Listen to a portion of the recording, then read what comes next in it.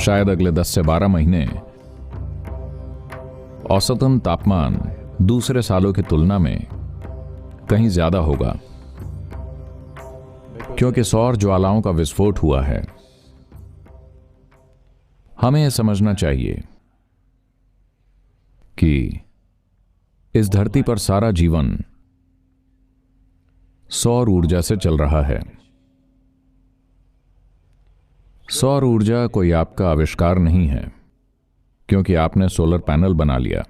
पेड़ का पत्ता एक सोलर पैनल है, यह ग्रह अपने आप में एक सोलर पैनल है। वो सब कुछ जो हम यहां कर रहे हैं, चाहे आप एक पेड़ को खाएं या जानवर को, या आप लाइट चालू करें, वो शायद डीजल या कोयले या किसी और चीज पर चल रहा हो, पर चाहे जो हो, सब कुछ सौर ऊर्जा से है। तो इस धरती पर मूल ऊर्जा सूर्य की है। जब ऐसा है तो अगर इस सौर ऊर्जा का स्रोत हमें एक विस्फोट दे रहा है, अगर आपको इसे लेना आता है तो यह बहुत लाभदायक होगा। अगर आप नहीं जानते कि इसे कैसे लें तो आप जल सकते हैं। हां, तो इसे कैसे लें, इसका क्या मतलब है? जैसा कि आप सब जानते हैं या शायद ना जानते हों, आप में से कई लोग मासूम हैं, सिर्फ किताबें पढ़ी हैं। आप पृथ्वी पर घूमे नहीं हैं, मैं ये कह रहा हूं। आप जानते हैं कि सभी पेड़ पौधे गर्मियों के आने पर खिल उठते हैं। हम इसे बसंत कहते हैं। असल में यह गर्मियों की शुरुआत है और जीवन खिल उठता है। जब सौर ऊर्जा पर्याप्त नहीं होती तो सब कुछ धीमा हो जाता है। इतना तो आप जानते हैं, आपने कहीं पढ़ लिया होगा। तो अगर आपको सौर ऊर्जा का विस्फोट मिले, life that is ready for that kind of blast will invigorate. Life that is not ready will dwindle down or get burned down. तो वो जीवन जो इसके लिए तैयार होगा वो स्फूर्ति से भर जाएगा, और वो जीवन जो तैयार नहीं है वो कमजोर हो जाएगा या जल जाएगा। तो अगर ये मिट्टी उपजाऊ है और पर्याप्त नमी को सोखे हुए है, तो अगर सूर्य बहुत गर्म हो जाए तो ये पेड़ दुगनी तेजी के साथ बढ़ेगा सामान्य गति की तुलना में। अगर मिट्टी में पोषण नहीं है तो सूर्य इसे जला डालेगा। यही बात आपके और मेरे लिए भी है। अगर आपकी जड़ें उपजाऊ जगह में हैं, तब सौर ज्वालाओं से इंसानों को खिल उठना चाहिए, क्योंकि हम इस धरती के किसी दूसरे जीवन से अलग नहीं हैं। उनकी और हमारी भौतिक संरचना, जब मैं कहता हूं भौतिक संरचना तो रूप नहीं, पर बुनियादी भौतिक संरचना, और जैसे इनका क्रम विकास हुआ है तो ये एक ही तरह से हुआ है, अमीबा से लेकर मनुष्य तक। तो हर जीवन अगर ये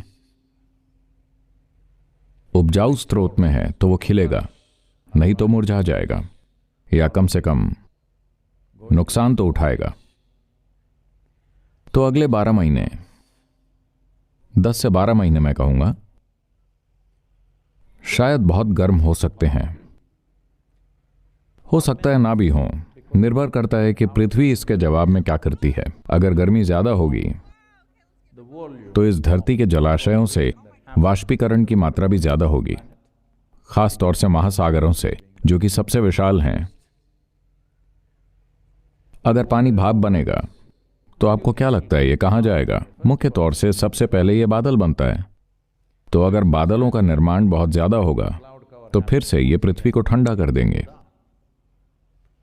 पर एक चीज जो होगी वो ये कि जब बादल ऊपर उठते हैं तो वो बस वहां बने नहीं रहते, नहीं ऐसे ही गायब हो जाते हैं। उनका ज्यादातर हिस्सा नीचे आता है बारिश के रूप में। दुनिया के वो हिस्से जो काफी ठंडे हैं, वहां ये बर्फ के रूप में नीचे आएंगे। अगर जगह गर्म है तो वही चीज बारिश के रूप में आएगी। तो अगली गर्मियों में समशीतोष्ण जलवायु की जगहों के लिए शायद ये बहुत बड़ी चुनौती होगी और कुछ हद तक हमारे लिए भी। यानी कि सालाना औसत जो बर्फ गिरती है, अगर इस बर्फ का 20% भी बर्फ के बजाय बारिश के रूप में नीचे आ गया तो मानव समाज के लिए अकल्पनीय त्रासदी हो जाएगी, खास तौर से शहरी क्षेत्रों के लिए। वैसे आप अभी भी ये देख ही रहे हैं। मुझे लगता है अगर आपको मुंबई या दिल्ली में रहना है तो आपको अपनी कार के साथ एक नाव भी चाहिए। हेलो? क्योंकि ये हर साल होता है। अब ये 12 साल में एक बार नहीं होता, हर साल हो रहा है। तो वहां रहने के लिए आपको एक नाव भी चाहिए। वैसे दक्षिण भारत ने इतना कुछ नहीं झेला है, इसके कई कारण हैं, पर यह भी संभव है कि जैसे गर्मी बढ़ेगी तो मॉनसून की हवाएं और बादलों की गति थोड़ी उत्तर की तरफ हो जाएगी। ये इक्वेटर से दूर होते जाएंगे। यह स्वाभाविक होता है कि जब गर्मी ज्यादा होती है तो ये भूमध्य रेखा से दूर हो जाते हैं। तो वो बारिश जो यहां गिरनी चाहिए, अगर वो जर्मनी या स्विट्जरलैंड या कहीं और चली जाएगी तो वो जगहें इस तरह की बारिश के लिए तैयार नहीं हैं, उन्हें बर्फ चाहिए। लेकिन हम बारिश और मॉनसून की बातें क्यों कर रहे हैं? सदगुरु ये दर्शन है। हाँ, मैं जानता हूं। मैं बस आपको इतना बता रहा हूं कि एक आध्यात्मिक साधक के लिए अनुकूल समय आ गया है। कुछ इससे लाभ उठाएंगे, कुछ शिकायत करेंगे। आप क्या करेंगे? आपको इससे लाभ उठाना चाहिए। तो महत्वपूर्ण बात यह है कि इस ऊर्जा का संरक्षण कैसे करें, कैसे इसका सकारात्मक ढंग से उपयोग करें, बजाय कि इससे बीमार हो जाएं।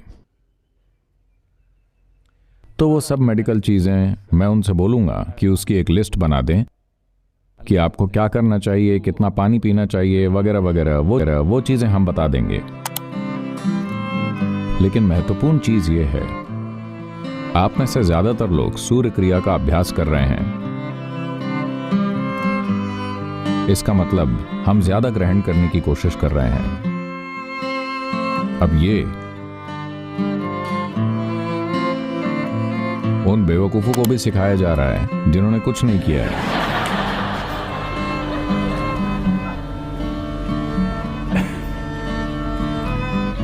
अगर आप सही तरीके से इसे ग्रहण करेंगे तो आप देखेंगे कि आपकी ऊर्जा में एक खास उल्लास रहेगा।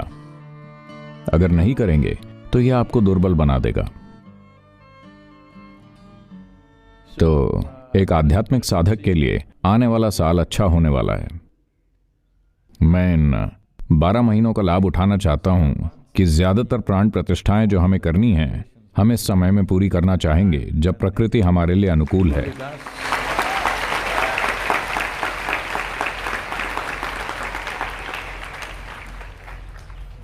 मैं ये सब बता रहा हूं इसलिए नहीं कि मैं सौर ज्वालाओं या किसी चीज का अध्ययन कर रहा हूं। मेरा शरीर मुझे बताता है। हर दिन आपका शरीर भी बताता है। आपको सुनना सीखना चाहिए। अब पानी पीने के लिए आपको प्रिस्क्रिप्शन चाहिए कि कितने लीटर पानी आपको पीना चाहिए। एक कुत्ता, बिल्ली, पक्षी, हर कोई जानता है कि पानी कब पीना है और कब नहीं, है ना?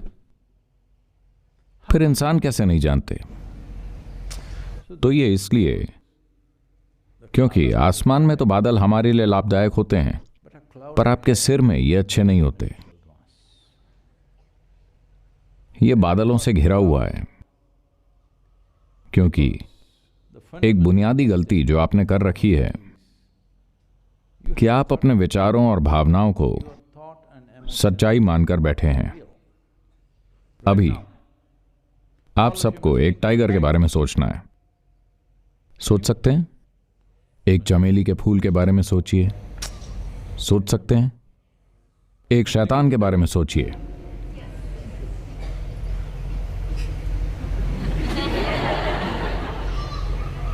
आप जो चाहें उसके बारे में सोच सकते हैं, है कि नहीं? पर आपका ही बनाया हुआ आपको कैसे टॉर्चर कर सकता है? ओह, अगर आपका ही बनाया हुआ आपको टॉर्चर करने लगे तो आप सचमुच दिक्कत में हैं, है ना? Hello? छोटी मोटी नहीं, बुनियादी समस्या में है। क्योंकि वो बुनियादी गलती ये है कि You have missed. आपने अपनी मनोवैज्ञानिक सच्चाई को अस्तित्व की सच्चाई मान रखा है। मनोविज्ञान हमारा बनाया हुआ है, हम इसे जैसा चाहें वैसा बना सकते हैं। ये ड्रामा है, मानसिक ड्रामा जो आप बना रहे हैं। कम से कम अच्छे डायरेक्टर तो बनिए। हेलो? तो आपको बस थोड़ा निर्देशन सीखना है। यहां क्या होना चाहिए यह आपको तय करना चाहिए, है ना? नहीं तो अगर आपको ड्रामा चलाना नहीं आता तो कम से कम उसे रोक देना चाहिए और बस बैठें। आपको थोड़ा गौर करना चाहिए कि क्या हो रहा है। कम से कम 3 से 4 घंटे में एक बार बस 2 मिनट के लिए अपनी आंखें बंद करिए और देखिए कि क्या चल रहा है।